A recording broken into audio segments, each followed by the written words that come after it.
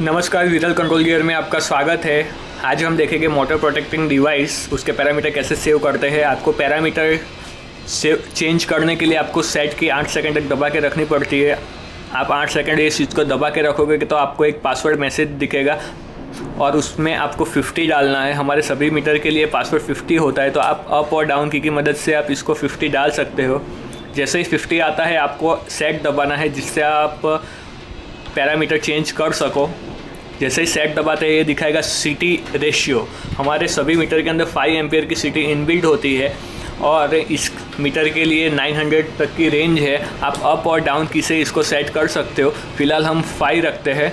उसके बाद आप सेट दबाओगे तो फिर आएगा कनेक्शन 3 फेस का और 3 वायर। आप इसमें 4 वायर भी कनेक्शन दे सकते हो, लेकिन उसके लिए आपको अप की से उसको सेट करना पड़ेगा। आपको जो भी रखना हो आप अप की से सेट कर दो। उसके बाद वापस से आप सेट दबाओगे तो आएगा कि स्टार्टिंग डिले टाइम आपको कितना रखना है। ये सभी सेकंड में होता है। आप अप और डाउन की मदद से इसे सेट कर सकते हो। उसके बाद आप सेट दबाओगे तो आएगा लो वोल्टेज। आपको लो वोल्टेज कितना रखना है वो आप डाउन और अप की मदद से सेट कर सकते हो। अब आएगा लो वोल्टेज का टाइमिंग। वापिस से सेट दबाओगे तो उसका टाइमिंग आएगा। आपको कितना टाइम सेट करना हो वो सेट कर सकते हो। ये सभी सेकंड में होता है टाइमिंग। उसके बाद वापिस से सेट दबाओगे तो आएगा हाई वोल्टेज। हाई वोल्टेज आपको कितना रखना है आप अप और डाउन की मदद से सेट कर सकते हो आपकी वैल्यू। उसके बाद आप सेट दबाओगे तो आएगा हाई वोल्टेज का टाइमिंग। वो आपको कितना टाइम रखना है वो भी आप अप और डाउन की मदद से सेट कर सकते हो। उसके बाद आप सेट दबाओगे तो आएगा कि अंडर करंट। आपको अंडर करंट की वैल्यू कितनी रखनी है वो अप और डाउन की मदद से आप रख सकते हो। उसके बाद आप सेट दबाओगे तो आएगा अंडर करंट का टाइमिंग कितना रखना है वो भी आप अप और डाउन की मदद से सेट कर सकते हो।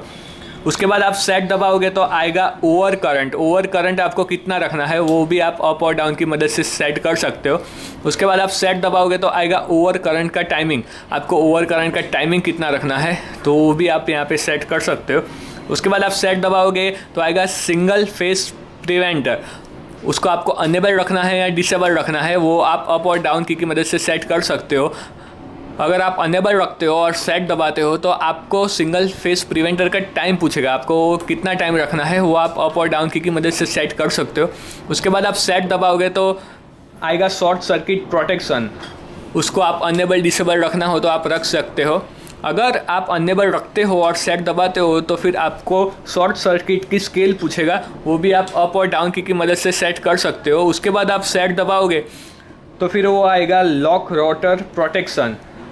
उसको भी आपको अनेबल या डिसेबल रखना हो आप सेट कर सकते हो। उसके बाद आप सेट दबाओगे तो फिर लॉक रोटर प्रोटेक्शन की स्केल आएगी। वो आपको कितनी रखनी है वो आप अप और डाउन की मदद से सेट कर सकते हो। उसके बाद आप सेट दबाओगे तो आएगा अनबैलेंस। आपको अनबैलेंस अनेबल रखना है डिसेबल रखना है वो आप अप और डाउन की मदद से सेट कर सकते हो। उसके बाद आप सेट दबाओगे तो आएगा अनबैलेंस का परसेंटेज कितना रखना है वो आप अप और डाउन की मदद से सेट कर सकते हो वो परसेंटेज। उसके बाद आप सेट दबाओगे तो आएगा अनबैलेंस का टाइम। उसका टाइमिंग क्या रखना है वो भी आप अप और डाउन की मदद से सेट कर सकते हो।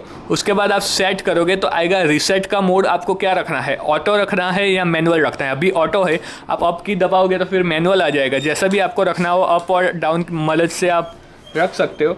उसके बाद आप ऑटो रखते हो और सेट दबाते हो तो ऑटो का टाइमिंग पूछेगा। आपको जो भी रखना हो ऑटो रीसेट का टाइम वो अप और डाउन की मदद से सेट कर सकते हो। यहाँ पे सब पैरामीटर ख़त्म हो जाते हैं। अब सब पैरामीटर आपको सेव करना हो तो आपको एंटर दबाना रहता है।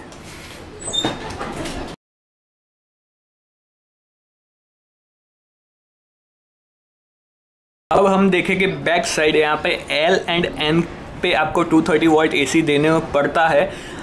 आपको एम्पियर के लिए 17 और 18 पे आर फेस का एम्पियर 5 एम्पियर डायरेक्ट दे सकते हो। अगर आपको ज़्यादा एम्पियर देना हो तो आपको सीटी लगानी पड़ती है। उसी तरह 13-4 पे बी फेस, 15 और 16 पे वाई फेस का एम्पियर आपको देना पड़ता है। और वोल्टेज के लिए 5 पे आर का वोल्टेज, 6 पे वाई का वोल्टेज और 7 पे बी फेस का वोल्टेज देना पड़ता है। और अगर आपके पास 4 वायर हो तो 8 पे न्यूट्रल भी देना पड़ता है। आउटपुट के लिए आपको सेकंड, थर्ड और फोर्थ पे रिले मिलेगी NOC, NC, जहाँ से आप अपना कंट्रोल आउटपुट ले सकते हो।